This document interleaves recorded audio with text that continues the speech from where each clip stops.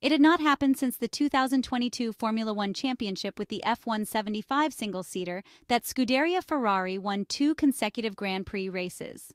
In the Mexico City Grand Prix, Carlos Sainz did what his Maranello teammate had managed to do a week earlier at the Circuit of the Americas in Austin. A decisive and well-deserved victory for the Spaniard, who also took pole position for Ferrari, which is always a complicated feat taking into consideration the characteristics of the SF24 car, in a weekend with fewer issues than the ones encountered by Charles Leclerc. Lando Norris came between the two Reds, denying the prancing horse the chance to achieve another amazing 1-2 finish after the one in Austin. Nonetheless, a first and third place are important results in the constructors' standings, with just 4 races remaining in the 2024 Formula One season. Ferrari is now second in the constructors' standings and is the true challenger of McLaren. The consistency of Charles Leclerc and Carlos Sainz could be the extra weapon Ferrari needs to win the title. The SF24 has become the real antagonist of the English team, leading the Constructors Championship with Red Bull completely out of the picture at this stage, and even Max Verstappen himself admitting they have not truly been in the fight in recent weeks for the most coveted title of many team owners. Ferrari's comeback could be considered remarkable, as the Charles Leclerc, Carlos Sainz duo has clawed back 46 points from McLaren in 2 weekends, putting them in second place, 29 points behind, with 4 Grands Prix to go. The former car of Italian aerodynamicist Enrico Cardile has been put back on the right track, with the aerodynamic update packages introduced in the Italian Grand Prix at the Monza circuit and in the Singapore Grand Prix, proving overseas that the progress made is more than significant. Is Ferrari now globally the best car?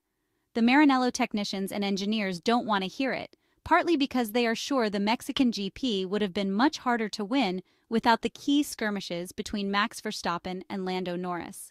The latter showed the best race pace after switching to hard tires and with the track cooling, although he was clearly slowed by Max Verstappen in the first part of the race, where Ferrari managed to open up a gap that guaranteed Carlos Sainz's victory at the 4.304-kilometer Autodromo Hermanos Rodriguez in Mexico City. The British McLaren driver used the new floor throughout the Mexican weekend, which was not certain at the start, indicating that the significant improvements expected by the Woking team were evident on the track in the second free practice session. As for Charles Leclerc, he had to manage a lot, with constant lift and coast that prevented him from maintaining his teammates' pace and from keeping the tires in the optimal window. It's also worth noting that skipping the first free practice session and being unable to work significantly on setups in FP2 due to the hour-and-a-half dedicated mainly to Pirelli tire testing did not help the Monegasque driver. Charles Leclerc, who had already adapted more slowly to the new balance created by a much more flexible front wing, debuted in the Singapore Grand Prix, only found an edge with setup changes between the sprint and main race that allowed him to dominate on the American Sunday. In Mexico, time was limited for the Monegasque, who approached the qualifying session almost blind in terms of setup, which kept him from performing on par with his Maranello teammate. Mexico has removed any doubts about the improvement of the SF24 single-seater, but will Interlagos close the circle? The Italian side is now clearly the main opponent of McLaren, and the gap to the top, after the latest developments brought to the SF24, seems to have practically disappeared in certain phases and technical areas.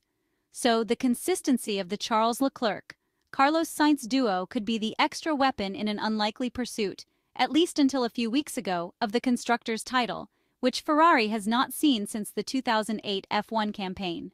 If the car is capable of competing for victory, it seems more likely that there will be at least 2 red-clad drivers on the podium rather than those in orange, and this could be a considerable advantage. McLaren, with Oscar Piastri's limited experience and an inconsistent Lando Norris, alongside Red Bull, with a declining Sergio Perez, fall short in this respect compared to Ferrari's driver lineup.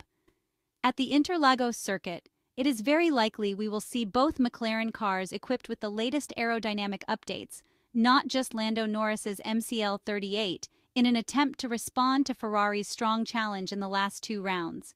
The Brazilian track will conclude the 3-race streak that began in the United States, and it is quite comprehensive as it features slow sections, as well as long and high-speed banked curves, along with weather that remains unpredictable, especially for Sunday's race.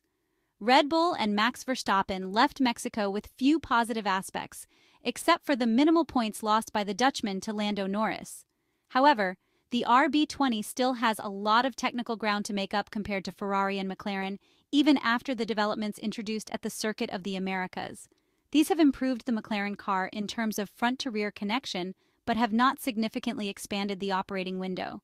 This is why we now constantly see Max Verstappen racing defensively, resorting to even unsportsmanlike maneuvers to disrupt his rival's race, in a way favoring Ferrari, a clear ally of the three-time world champion.